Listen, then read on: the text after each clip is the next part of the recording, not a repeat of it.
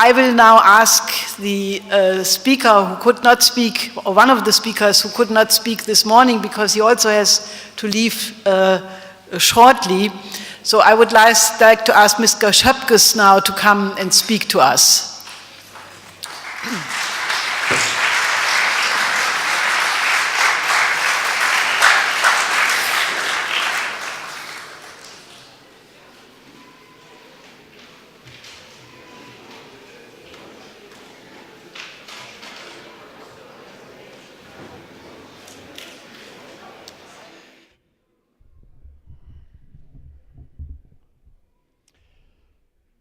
Guten Tag. Bonjour à tout le monde. Hello, everyone. Unfortunately, I can't speak English, so I'll speak German.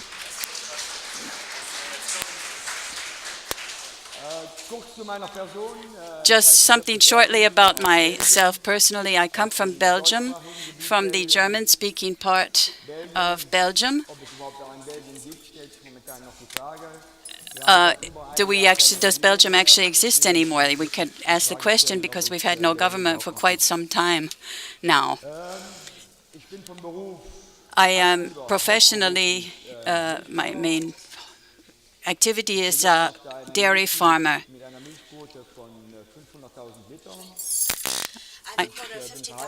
I have a production of 500,000 liters. And my 16-year-old daughter is part of it. Agriculture is a topic that is really more important than most of you are aware of. Firstly, some history, how I built up my business, how I was brought up. I've been in this business for 25 years. I took it over from my parents. We had 35 dairy cows. We produced 50,000 liters of milk on the farm. All our family lived off of this business. When I took it over, the first thing that was said to me was that your business is too small. It is not going to survive. You have to, as soon as possible, double it. I was young, so I did it. I brought it up to 300,000 liters from 150,000. So within 10, 15 years, I doubled my business. When I did this, the traditional labor unions came to me. They said, you have to double it again. 5 years ago, my neighbor shut down. She had a quota of 200,000 liters of milk, so I took that over as well. So in the last 25 years, I actually tripled my production. Today, my son is 19, and he's going to take over my business. My son says to me today, I'm sorry, you have no chance with your business. You have to have 1 million liters of milk on your farm, and with the same staff. And I always ask myself, how am I going to follow the system, or is there something different? So 5 years ago, I decided to become political, to think about the situation and research. And I've been with the European Milk Port, where you had 15 countries coming together, 1,500 members. The situation on the farms all over Europe, the farms are indebted. In Denmark, the farms are so indebted that they can't pay back their capital. They just pay back the interest rate. And so you see really how the European policies are going in a bad direction. You don't pay back on the capital, you pay back on the interest rates. And the development on dairy farms is as follows. The farms are so indebted that many farms, I don't want to say all, but most of them, belong to the banks. They don't belong to the farmers anymore. They belong to the industry.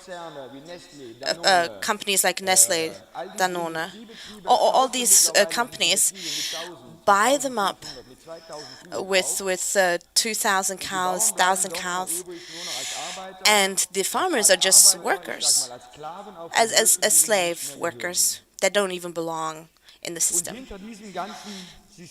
And behind the whole system, what you find is the real basis is that the banks, the big capital,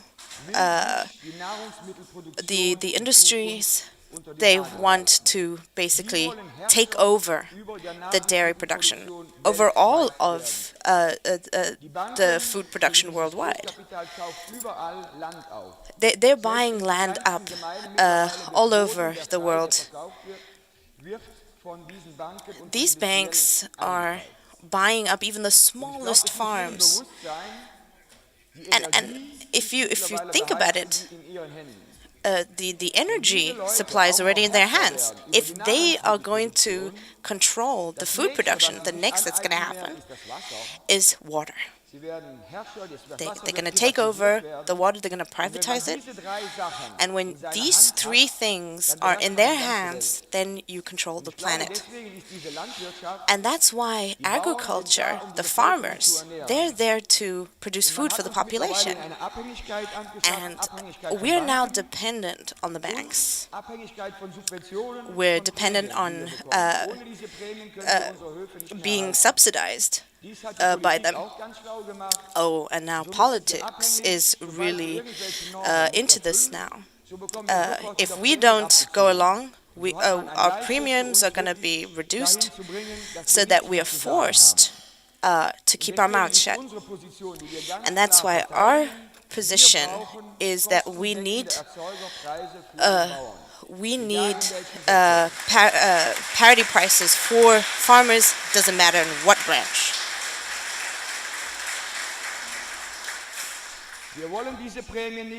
We don't want these premiums. We don't want to be subsidized.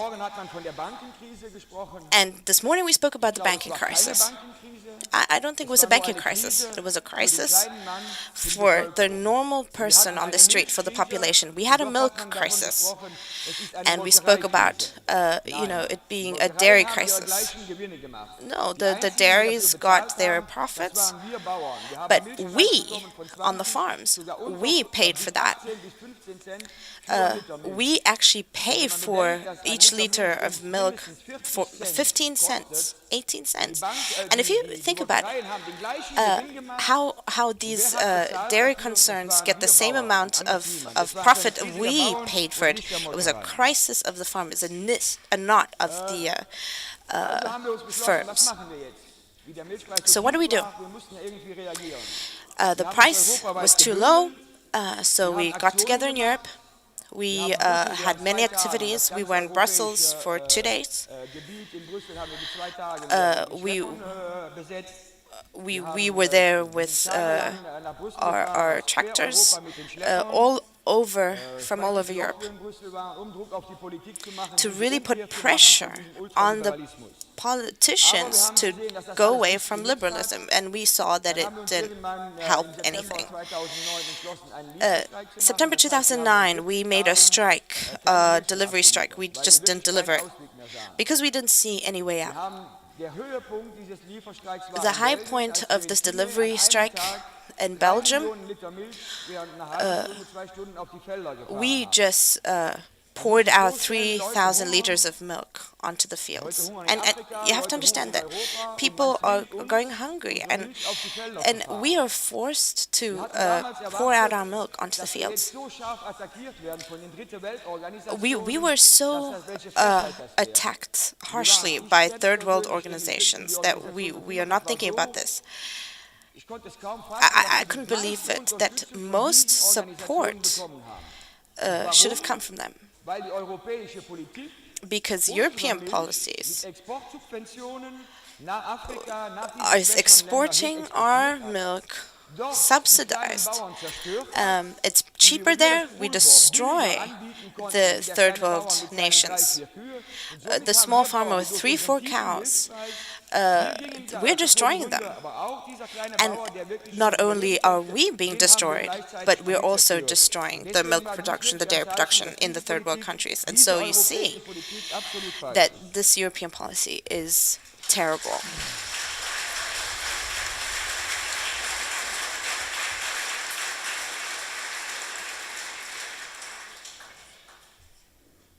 Then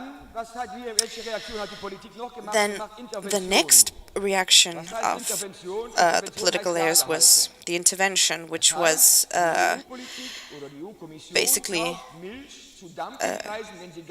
buying up all of the milk at very low prices, dumping prices. They store it, and as soon as the price goes up, then the EU, the European Union Commission, sells this milk for a higher price. They told us that this intervention was there to help us so that the milk price goes up. But at the same time, the European Commission, through the speculation, the EU is the biggest speculator in milk and food because they bought the milk very cheaply and stored it, and then they sold it at a higher price, and that's how they work. What is the next step for politics? They are not taking responsibility for all of this. So we have a milk quota, which is a right to supply. So you're allowed to produce a specific amount of milk. And so they've decided now that it is going to be completely liberalized. Now the dairy concerns, the firms, is saying that we can't buy up all of this milk. And so the production is going to these dairy firms. So 70-80% of these firms are in a society, and most of them belong to the farms. So that should be perfect. But strangely enough, these firms, which should be working together, their operational business has been put into speculation. So the farmers are just responsible for getting the milk together, but the supply is actually being controlled by these speculators, and they want profits. And you see it with cereals, and they're just speculating on this. And with food, you can make a lot of money on this. And so what they want to do is to have the price go up. In the short term and long term, have low prices. And they want to make the most profit out of this. We don't agree with this. In the contractual agricultural business, we have to sign a contract on how much we're going to deliver of the milk. So I say to my firm that I'm going to give them 100,000 liters for a price of a specific amount of cents. So let's say I get a problem with this production. The cows have a specific problem, it happens. So my company says to me, you promised 100,000, we need 10,000 are missing. So now we have to pay a price, a punishment fee if we don't deliver enough. And if we produce too much, then they come to us and say, you have to also pay as well. We have to sell this.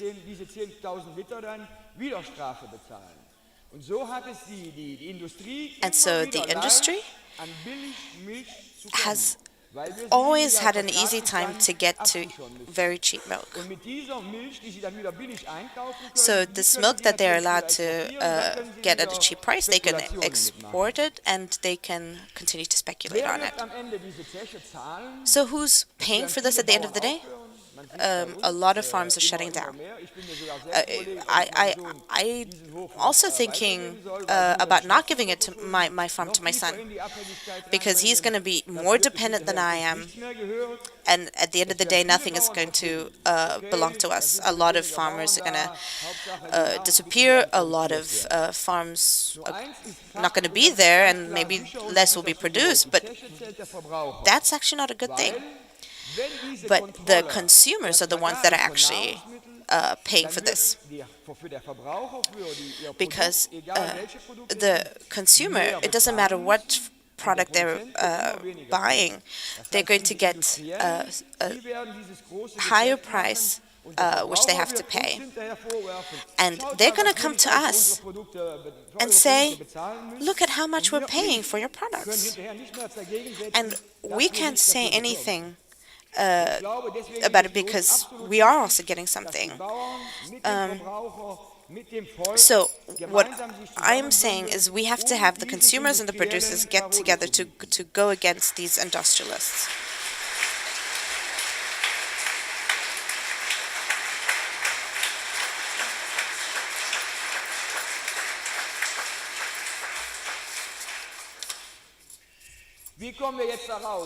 How do we get out of this? Just criticizing, just saying that is a crap, whining, that's not going to help anything. We've done it for a very long time, and our position is clear of the European Milk Board, is that we need a change of the system. We need an agricultural revolution. It's necessary and it's important to have important activities around our union to make ourselves known. It's also important to be serious. If you're not serious, the politicians are not going to listen to you. It's very important to do a lot of lobby work. I've done this myself. I was with 20, 30 European parliamentarians, with Karl de Gucht and all these people who are for trade.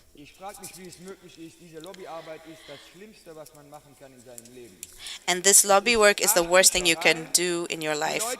It's kissing ass. They promise you everything. They say you're right, you're important. And then behind you have the industry and the banks. This morning I heard that they have so much money to have this type of lobby work.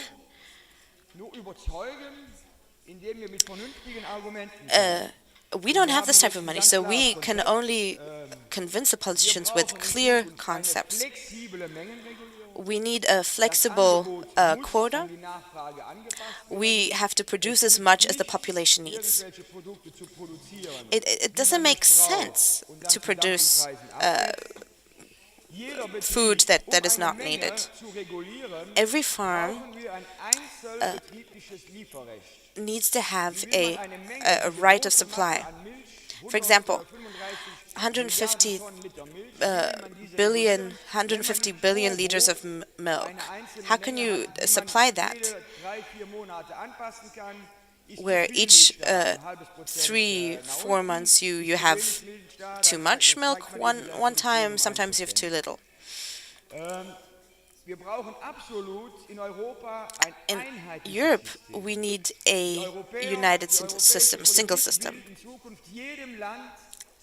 In future, in Europe, they want to have every country doing whatever they want. Every country would decide if they have a liberal system. In Germany, they said, we're going to let our farms deliver as much as they want. The French want to have something regulated. The Belgians don't really know. Others want to have a quota of production. And if we don't have a single regulation of production, then we're not going to go forward, because they're going to have a faction fight between the German farmers and the French farmers and the Belgian farmers, and they're going to destroy production. And Europe is going to collapse if every country in Europe can do whatever it wants. And we're in a process of destroying Europe, and that is actually what is wanted. So how do we fix this? So we need a centralized leadership structure.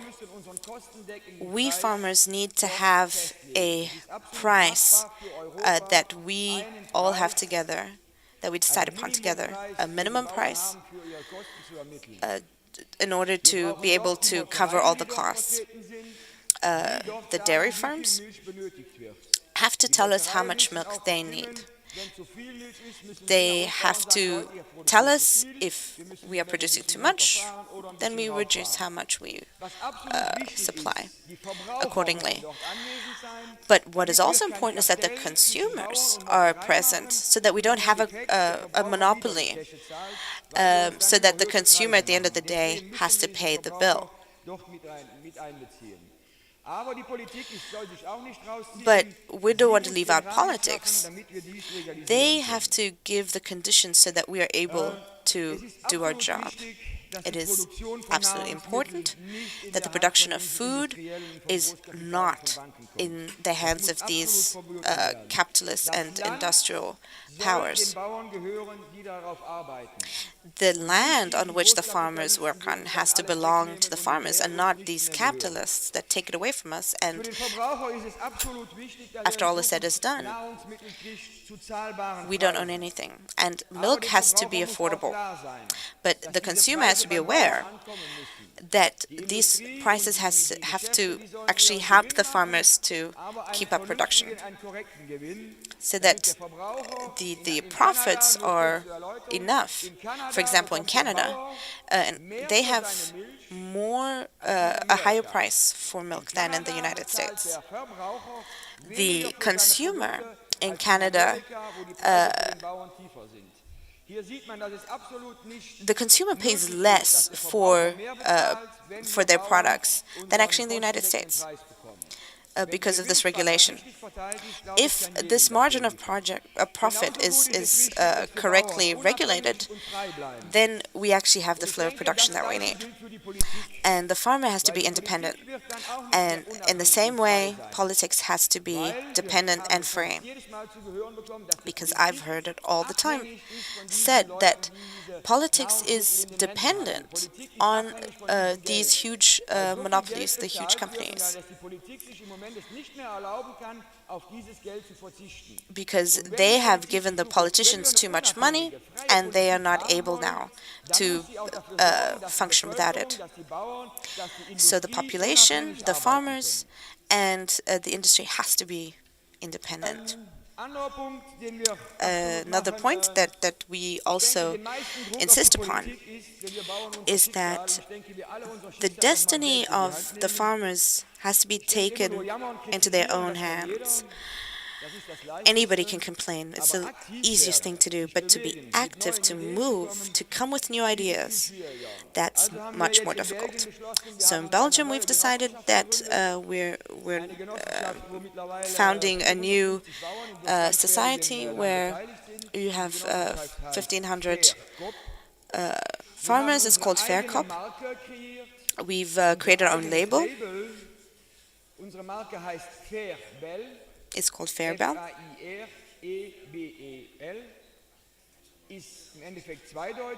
It's ironic because you have fair for fair and belle for Belgian, but also fair and rebel.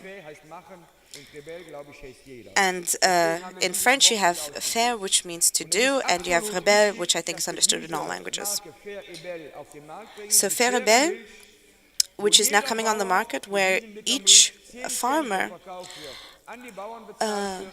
10 cents has to be paid to the farmers directly, and then the rest is going to be distributed out to the rest of the farmers.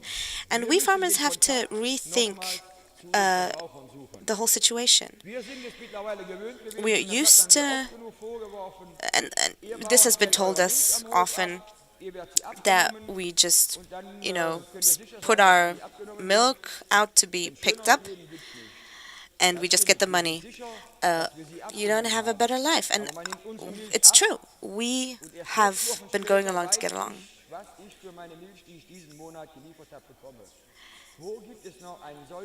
So, which other job do you actually know that once you've bought it, you only find out 6 weeks later how much you're going to get for that milk? We have chocolate milk. We have our own ice cream. And what we've noticed with this concept, we can really put a lot of pressure on politicians, because you could ask if the farmers have to do everything themselves all of a sudden. And at this stage, I say no. We have packaged the milk and we've sold it to our consumers, and everybody has done the same thing in Belgium, and you see how far it's gone.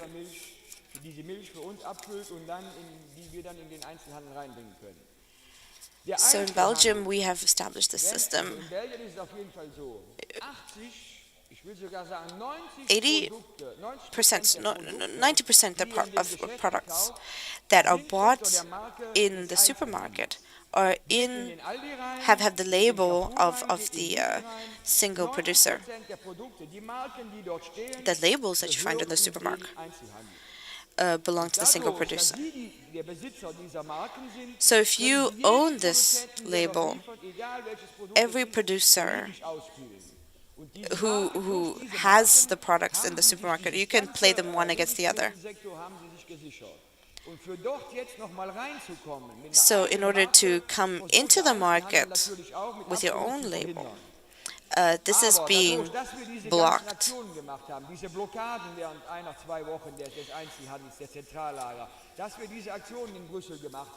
But because we've done this demonstration in Brussels, we have become known. If you want to change politics, and I know we can change politics, we see it, people are changing the way they think. You have to be serious about what you're doing, you have to be aggressive, not be violent, but to put them under pressure so that they are forced to change.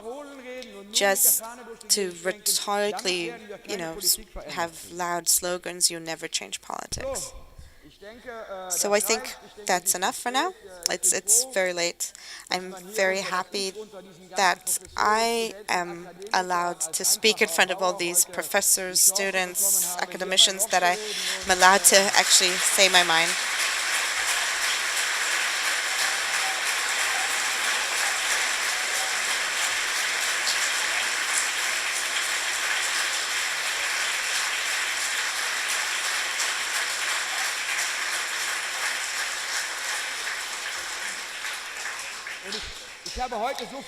And today, I met so many young people in the hall. I wasn't sure what I had got myself into. So I came on the invitation of a very good friend. And I saw all these young people, and I want to give them courage to continue fighting. It's worth it. It's hard. It's going to cost you a lot of energy and emotions. And also the senior people in the audience, I want to encourage you to fight for your future, because the future belongs to you. And this future that belongs to us, if we let it stay in the hands of these bankers, then it's going to be your children and their children that have to pay the price. And we are indebted to our forebears that we do it.